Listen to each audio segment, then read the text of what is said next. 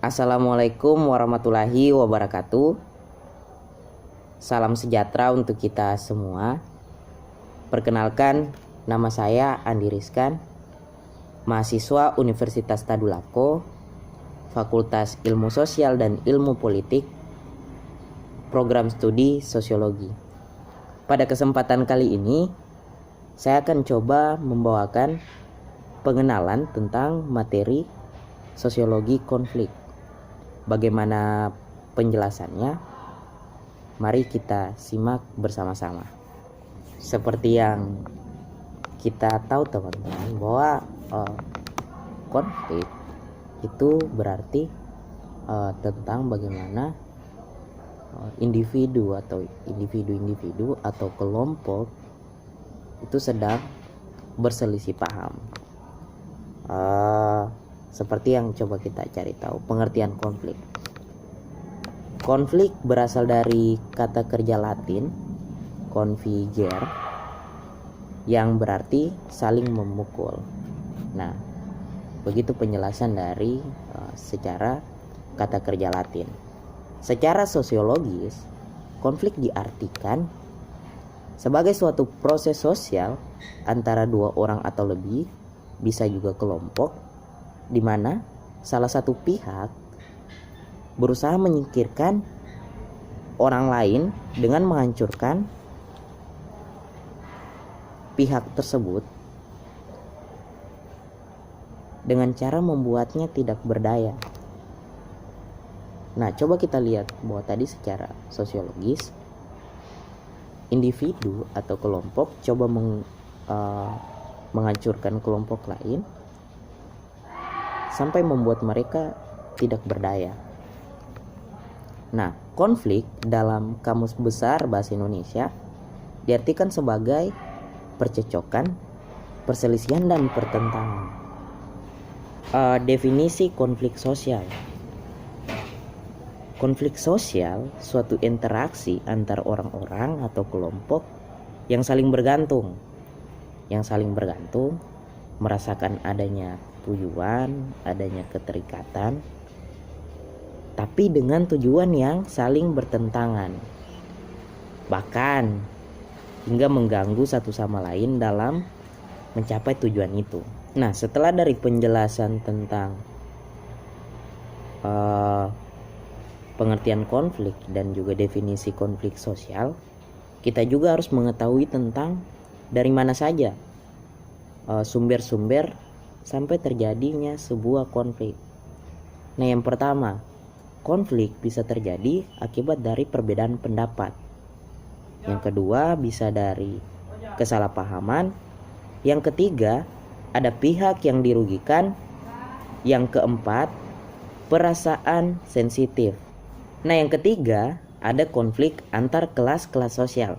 Nah, seperti yang dikatakan Karl Marx, konflik bisa terjadi dari dua kelas sosial, borjuis dan juga proletar.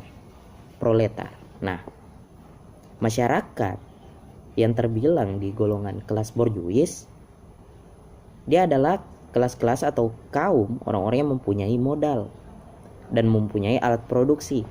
Sedangkan kaum proletar, mereka yang tidak mempunyai modal dan juga alat produksi, sehingga bisa terjadi konflik agar alat produksi tidak ada siapapun yang menguasai dan tidak ada bentuk kepemilikan apapun terhadap alat produksi tersebut.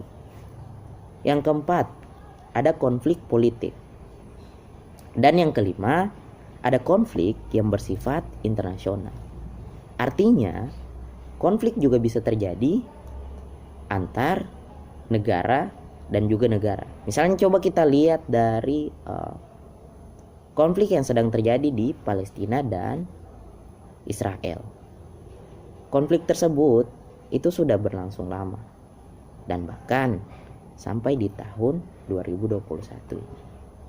Ada yang mengatakan bahwa konflik tersebut berasaskan perang antar agama.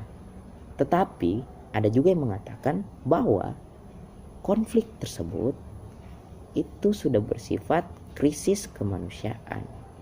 Dan bahkan ada yang mengatakan juga konflik tersebut ada hal yang diinginkan untuk mencapai tujuan tertentu. Nah, selain dari bentuk-bentuk konflik, akibat dari konflik itu juga ada. Jadi ketika terjadi sebuah konflik, itu pasti memunculkan suatu akibat tertentu. Misalnya, tambahnya solidaritas in group. Artinya, ketika ada konflik antar kelompok, nah, di satu kelompok tersebut itu akan kuat lagi solidaritasnya ketika berkonflik dengan kelompok lainnya. Ada lagi, goyah dan retaknya persatuan kelompok. Bisa juga akibat dari konflik di dalam suatu kelompok itu bisa menyebabkan retak dan goyah persatuan dari kelompok tersebut. Ada juga perubahan kepribadian para individu akibat dari terjadinya sebuah konflik.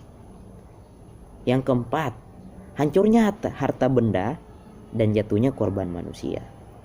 Nah, akibat dari konflik bisa menyebabkan hilangnya harta benda dan bahkan bisa menyebabkan kematian. Dan yang terakhir, akibat-akibat dari konflik, dominasi dan takluknya salah satu pihak. Artinya, ketika dalam sebuah konflik itu bisa mengakibatkan suatu kelompok bisa mendominasi kelompok lainnya dan menguasai kelompok tersebut. Misalnya dia bisa menguasai wilayah ataupun kekuasaan yang sementara dimiliki oleh kelompok tersebut. Setelah dari sebab-sebab akibat dari konflik, kita akan melihat bagaimana pola penyelesaian dari konflik. Nah, di sini ada 3 cara pola penyelesaian konflik. Yang pertama, cara paling tidak efektif, ada cara yang efektif, dan yang terakhir, cara yang paling efektif. Nah, di 3 cara ini ada apa saja di dalamnya? Mari kita simak bersama-sama. Yang pertama, yaitu cara paling tidak efektif. Nah, di cara paling tidak efektif ini, hal yang bisa kita lakukan berupa yang pertama adalah paksaan. Yang kedua, kita bisa menunda. Yang ketiga, membujuk atau bujukan. Yang keempat, kita bisa melakukan koalisi atau kerjasama. Ini adalah cara yang paling tidak efektif dalam meredakan konflik. Yang kedua, cara yang efektif. Apa yang bisa kita lakukan pada cara yang efektif ini? Yang pertama, konsistensi damai, yaitu mengendalikan konflik dengan cara tidak saling mengganggu dan tidak saling merugikan. Berarti ketika kita diperhadapkan dengan konflik, kita tidak boleh saling mengganggu dan kita tidak boleh saling merugikan agar konflik bisa reda dengan sendirinya. Yang kedua, mediasi atau perantara. Nah, jika dalam penyelesaian konflik menemui jalan buntu, masing-masing pihak bisa menunjuk pihak ketiga untuk menjadi perantara yang berperan secara jujur, adil, serta tidak memihak. Agar dalam penyelesaian konflik nantinya bisa terselesaikan dengan baik. Pola penyelesaian konflik yang terakhir. Tadi kita sudah mengetahui cara yang tidak efektif seperti apa, cara efektif seperti apa, dan yang terakhir yaitu cara paling efektif. Nah, di cara paling efektif ini, pihak-pihak yang sedang berkonflik diarahkan ke arah tujuan yang lebih besar dan kompleks agar konflik terselesaikan dengan baik.